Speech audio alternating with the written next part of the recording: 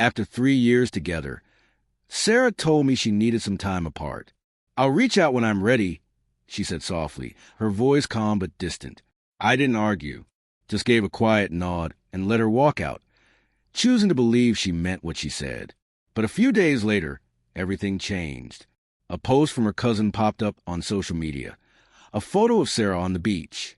She was smiling, relaxed, with her ex-boyfriend's arm around her. Their closeness was unmistakable. I didn't confront her. Instead, I began taking steps to protect myself. By the time she returned, the locks had been changed. Her belongings were packed and stored safely elsewhere. From the outside, our relationship seemed steady. I worked in IT security. She ran a boutique downtown. We had a predictable, comfortable routine, dinners together, streaming shows at night, a shared bed we both called home. 2 weeks before all this, I returned from a business trip to find her waiting, suitcase at her side. "I just need time to think," she told me, eyes carefully avoiding mine. "Everything feels too much." Too much? That didn't add up. Our life was anything but chaotic. "Where are you going?" I asked, keeping my voice even. "Maybe to my brothers. Or my parents." "Not sure yet," she said vaguely, lifting the suitcase. "I'll let you know when I'm ready." I didn't argue, just said, "Take all the time you need." She paused like she expected me to protest. But I didn't. She turned and left. The apartment felt hollow without her. I replayed the scene in my mind, trying to pinpoint what felt off. The suitcase already packed, the vague explanation, the word overwhelming, none of it fit. Her brother lived nearby. Her parents were close too, yet she couldn't say where she was headed. Still, I honored her request, gave her space, resisted the urge to investigate. For a week, there was silence. I kept myself busy. Work, gym, catching up with friends. Then one evening, my phone buzzed. A notification from social media. I rarely check it, but something made me open the app. Sarah's cousin Mia had posted a vacation video from a Caribbean beach. I expected the usual, waves, sunsets, maybe a cocktail in hand. But the camera panned to a beachside cafe. And there was Sarah, laughing, wearing a sundress, her hair newly colored and styled. Sitting beside her was Lucas, the ex she'd told me was long out of the picture. His arm was around her. They wore matching necklaces. She leaned into him. This wasn't some random run-in. It was planned. I didn't message her.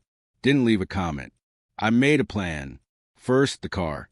Her old vehicle had died, and we'd financed a new one under my name because her credit wasn't great. She made the payments, but the title remained mine until the loan was paid. We'd even signed a notarized agreement that the car would return to me if we ever split. Next, the apartment. The lease was in my name. Sarah had moved in 2 years ago, contributing to rent through casual bank transfers. No formal agreement. Then there were her belongings, clothes, books, makeup, a few gadgets, and an old chest of drawers that had once belonged to her great-aunt. Most of the furniture? Mine. The following day, I got to work.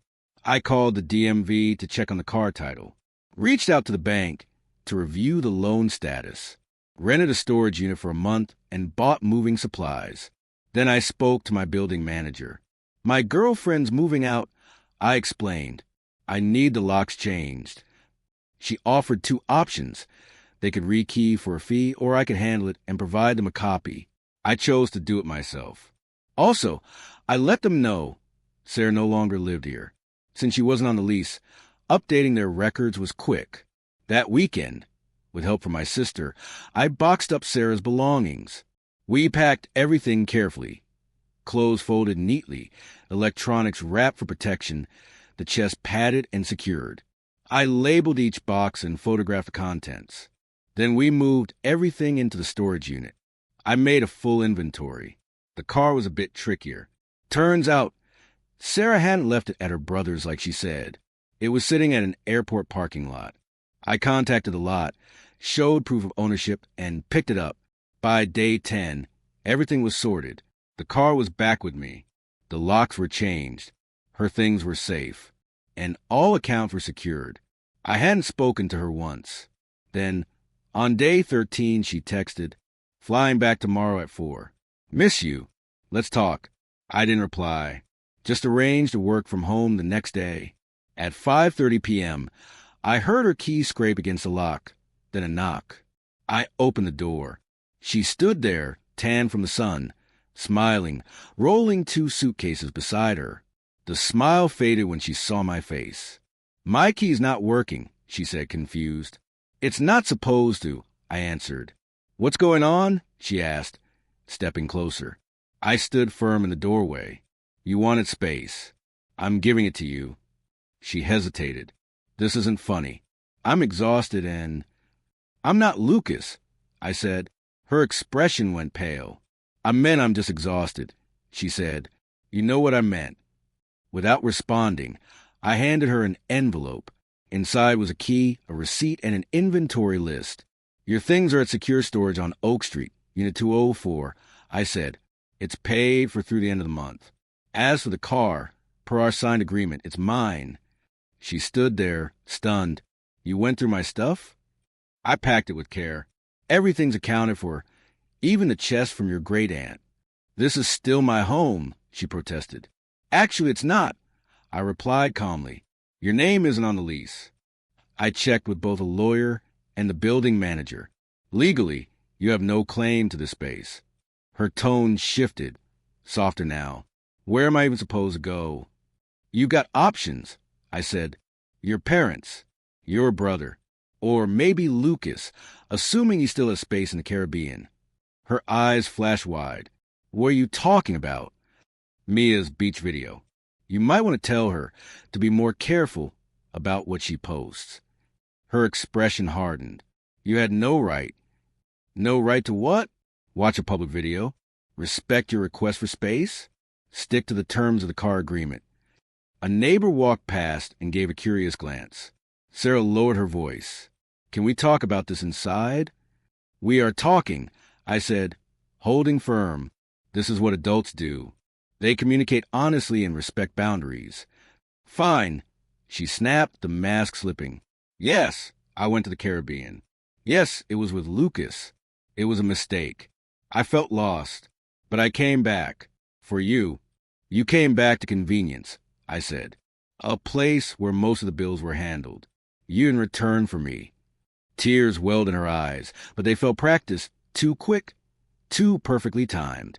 "You're really going to throw away 3 years over one bad choice?" she asked. "The choice wasn't just a trip," I said. "It was the lies. Lying about needing space. Lying about where you were. Lying about who you were with. And assuming I'd never find out." I stepped aside just enough to point. "Your luggage is in the lobby. The storage facility closes at 9. You should head there soon." She started to argue again, but I shut the door. That evening, I ordered dinner and let the reality sink in, not just what she did, but how I'd responded. Calm, measured, necessary. My phone buzzed nonstop that night. Messages from Sarah, from her brother. Even Lucas reached out, saying she told him we'd broken up. I ignored them all. A month passed. She tried everything, calls, texts, getting mutual friends to talk to me, all saying the same thing: "Please reconsider." I replied once, sent an email with the storage info, and confirmed I'd covered an extra month. Lucas later messaged again, saying she claimed to be single the whole time and apologizing for getting involved. I left him on read. Eventually, Sarah came for her things. She took everything, except the chest, left it behind with a bitter little note. I donated it to a local charity. Later, she tried to argue that her car payments gave her some ownership, but legally, she'd paid less than half. My attorney confirmed she had no claim. She backed off. Now, she's living with her brother. Lucas, from what I hear, isn't offering her a place to stay anymore. People have asked me if I regret how I handled it. I don't. When someone lies, orchestrates a getaway with an ex, and breaks the trust you built together, they don't deserve kindness on the way out. If she'd been honest, I'd have helped her move with respect. But lies change everything. This wasn't about revenge. It was about choosing dignity over betrayal.